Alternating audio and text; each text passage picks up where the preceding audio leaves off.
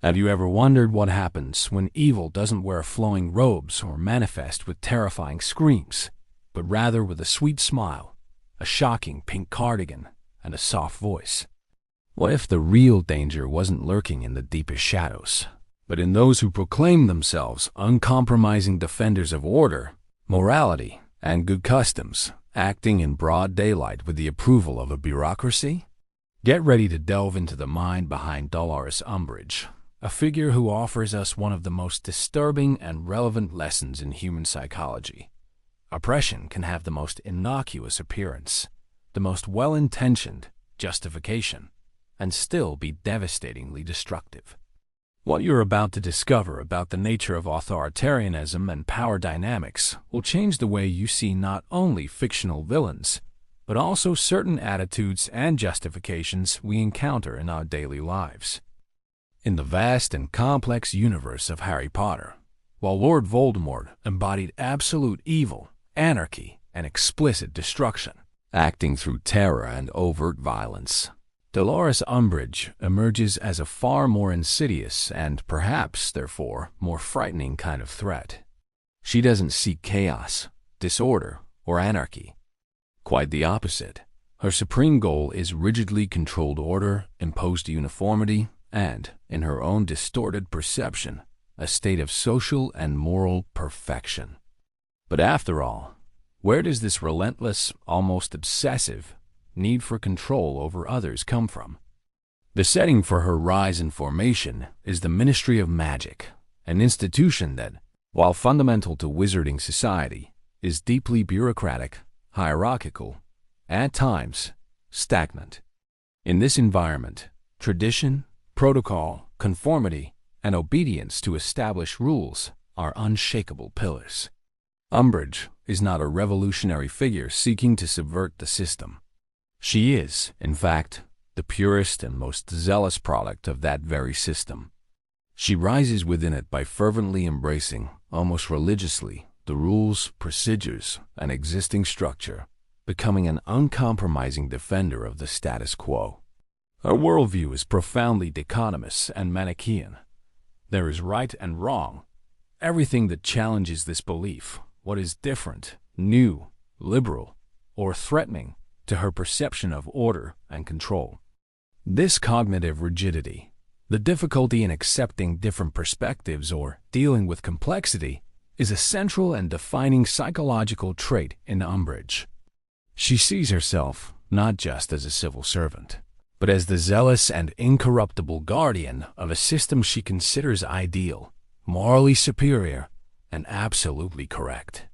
Any deviation, any dissenting thought, any manifestation of individuality or creativity that doesn't fit her standards is perceived as a direct threat to this perfection and, therefore, needs to be eliminated, subjugated, or corrected. For Umbridge, it's not just about power for power's sake, but about imposing her vision of what is good, decent, and appropriate upon the world, even if that means suffocating the freedom of others, suppressing creativity, and nullifying individual autonomy. The most disturbing and complex aspect is that she genuinely believes she is acting for the greater good, that she is doing what is just and necessary. She acts with the unwavering conviction that her actions, no matter how cruel or inhumane they may seem to others, are morally justified and serve a higher purpose. This capacity for internal self-justification of one's own conduct is what makes her so dangerous and difficult to confront. But there was something in her way of thinking that no one saw coming. The seed of oppression disguised as virtue, ready to germinate. The moment of rupture, or perhaps the consolidation and exacerbation of her inflexibility and authoritarianism, occurs when Dolores Umbridge is appointed to the position of High Inquisitor of Hogwarts, and subsequently as Defense Against the Dark Arts Professor, and finally, Headmistress.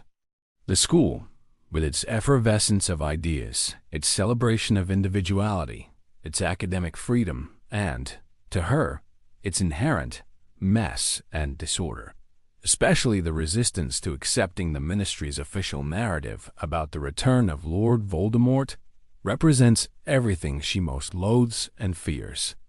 The trigger for her escalation of power and oppression is the perceived disorder at Hogwarts, the lack of blind obedience to the Ministry of Magic, and, crucially, the persistence of a truth that contradicts her own and the government's. For Umbridge, the freedom of thought and expression manifested at Hogwarts is not a virtue to be cultivated, but rather a serious flaw, a direct threat to her vision of normality, decency, control, and security. Her internal tension is palpable. She grapples with the conflict between her overwhelming and pathological desire for absolute control and the reality of a vibrant environment that refuses to submit passively. Externally, this conflict manifests in her relentless and systematic crusade to straighten out the school, imposing educational decrees one after another, with the cold precision of a surgeon excising what she considers diseased or abnormal. Psychologically, we can understand this escalation as a classic example of character rigidity and an extreme intolerance for ambiguity and difference. Individuals with these characteristics have immense difficulty dealing with what doesn't fit into their preconceived mental schemas. For Umbridge, the diversity of opinions, the spontaneity of students, the independence of teachers, and the very autonomy of magic are seen as direct threats to her own security, her control, and her worldview. She cannot tolerate gray areas, complexity, nuance. Everything must be black and white, categorized, and, if possible, eliminated. Umbridge's transformation is the escalation of her need for control, transitioning from a zealous bureaucrat adhering to regulations to an active, authoritarian, and ultimately tyrannical agent of oppression. She begins to impose increasingly restrictive educational decrees, banning clubs, classes, and even conversations she deems inappropriate or dangerous, always under the pretext of improving education, discipline, and security. And it was there, in the imposition of these decrees and the systematic suppression of individual liberties, that everything began to unravel. The autonomy of the students, the creativity of the teachers, and the very welcoming and liberating spirit of Hogwarts. Dolores Umbridge's distorted mind begins to take on a more concrete, systematic, and terrifying form during her tenure at Hogwarts. Her soft voice, her constant, and at times forced smile, which rarely reaches her eyes, her almost childlike tone, and her obsession with everything pink and adorned with kittens conceal a calculated cruelty, an emotional coldness, and a thirst for power disguised as zealous devotion to order. Facts like the explicit prohibition of independent study groups, the arbitrary dismissal of talented and beloved teachers, and, most disturbingly, the imposition of physical and humiliating punishments, such as forcing students to write sentences with their own hand on the desk, using a magical quill to carve the words into their skin, reveal a new and dangerous way of thinking and acting. She doesn't just punish. She seeks to break the spirit, the will, and the individuality of anyone who opposes her. We take the audience inside Umbridge's mind, exploring her internal logic. For her, obedience is not just expected. It's a sign of morality, respect for authority, and unquestioning acceptance of the truth imposed by the ministry. Disobedience, on the other hand, is an unforgivable transgression, an act of rebellion that justifies any measure to correct the individual and put them on the right path, even if that path is one of blind submission. We can use the scientific analogy of distorted operant conditioning. She uses negative reinforcement and extinction to mold the behavior of students and teachers, sincerely believing that she is teaching them to be better, more obedient, appropriate, and useful to the system. Her logic is impeccable to herself. If the end result is an order she approves of, an environment that conforms to her rules, and a silence she interprets as consent and discipline, then the means employed are fully justified, no matter how cruel, inhumane, or illegal they may be. She doesn't see cruelty in her actions. She sees only correction and necessary discipline. She doesn't see oppression. She sees maintenance of order. This is the most perverse essence of authoritarianism, the unwavering belief that one's own worldview is the only valid one, and that any method is acceptable to impose it, whatever the cost. She embodies the idea that good intentions can pave the way to tyranny. But the true monster, the full manifestation of her distorted ideology, was still dormant, waiting for the moment to fully awaken and reveal itself. Dolores Umbridge's ultimate act of transgression, the point where she crosses an irreversible moral and ethical line, isn't a single event, but a series of actions culminating in her obsession with silencing and discrediting Harry Potter, the inconvenient voice of truth. This is exemplified not only by her sadistic and repetitive use of the detention quill, which carves painful words into students' skin, but also by her stubborn and irrational refusal to believe Harry about Voldemort's return, going so far as to attempt extreme coercive methods like veritaserum and, in a moment of desperation, the cruciatus curse to extract information or force a confession. This willingness to violate any ethical and legal principle in the name of her truth and her order reveals the depth of her cruelty. At this point, she passes the moral and psychological point of no return. Her worldview completely closes in on her own reality, a bubble of self-deception, where she is the bearer of unquestionable truth, absolute morality, and supreme order. Everyone who opposes her is automatically classified as a liar, insubordinate, dangerous, unbalanced, or, in her view, an enemy of order who must be neutralized. Her morality is profoundly twisted and self-justified. She believes that cruelty, psychological torture, the suppression of freedom, and the violation of individual rights are legitimate and even necessary instruments to achieve the peace and normality she idealizes. Ethics for Umbridge are completely subordinate to her ultimate goal of absolute control. She rationalizes her most terrible actions as necessary measures for the greater good, to protect the ministry, to maintain order at Hogwarts, and to save students from themselves. She doesn't see the pain she causes. She only sees the results she wants to achieve. This is the coldest essence of an authoritarian mind. The ability to dehumanize others, to see individuals as a means to an end, to justify one's own oppression. Consider the disturbing dilemma she presents. What if, in her own mind, she genuinely believed she was saving Hogwarts and the wizarding world from something she considered a greater threat? This is the terrifying face of tyranny disguised as righteousness, where good intentions become a veil for cruelty. A question that confronts and disturbs us is where, in fact, do we draw the fine line between the legitimate desire for order and security and the uncontrollable escalation to tyranny and oppression? What price are we willing to pay for imposed peace? And who decides what that peace truly is? Delving deeper into psychological analysis, Dolores Umbridge's behavior aligns disturbingly with well-established concepts in social and political psychology, such as authoritarianism and blind obedience to authority.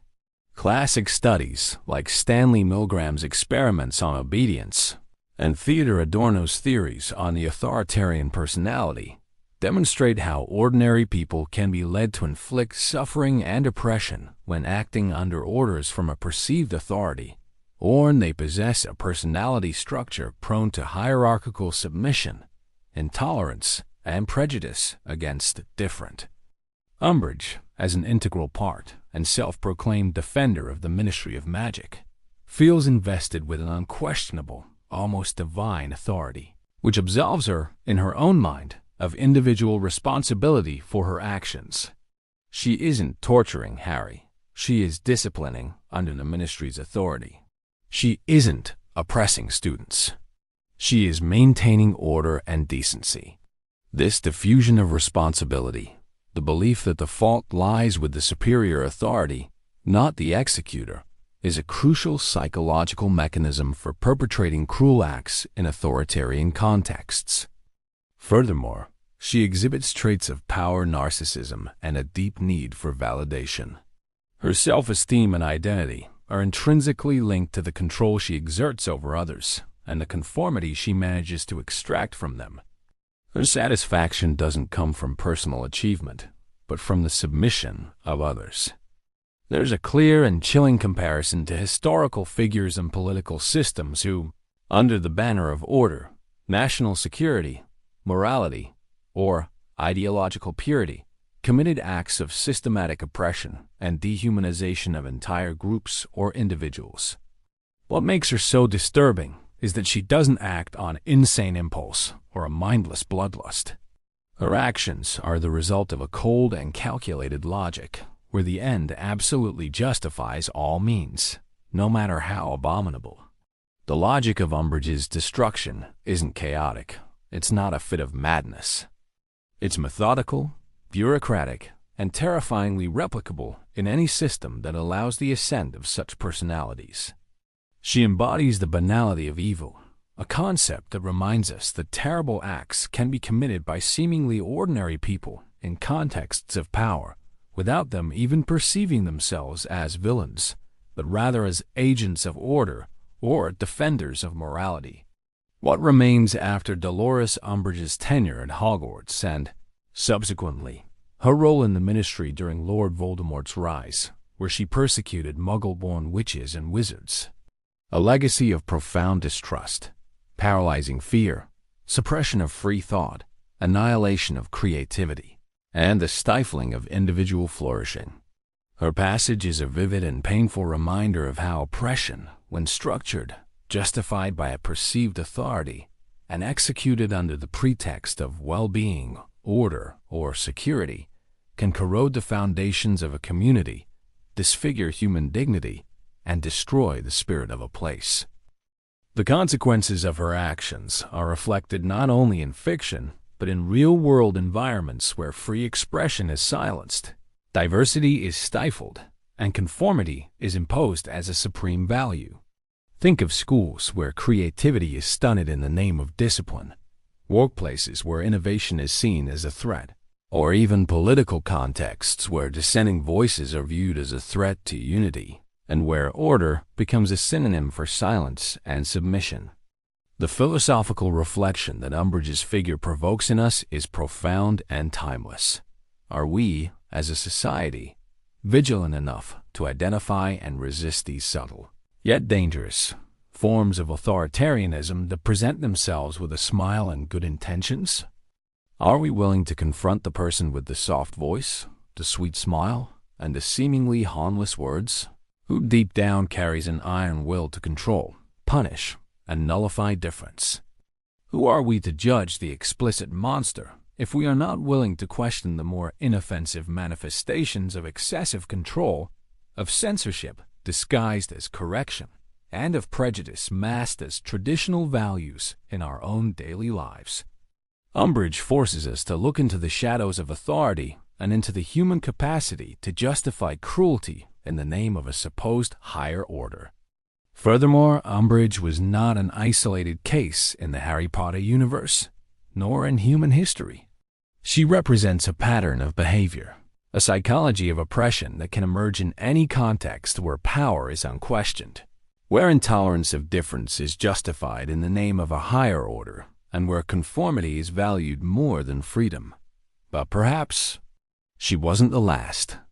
Her existence serves as an eternal and disturbing warning about the imperative need to defend liberty, diversity, critical thinking, and constructive criticism against any form of tyranny, even one that wears pink and smiles gently.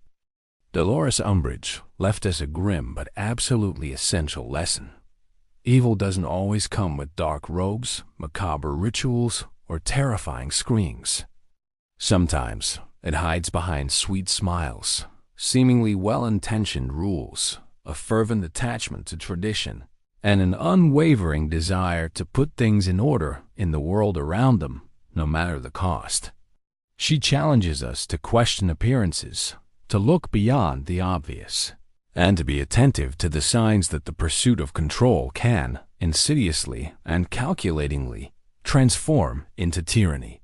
The next time you encounter a smile that doesn't reach the eyes, or a rule that suffocates more than it organizes, ask yourself, what, in fact, lies beneath the mask of order, decency, and well-being?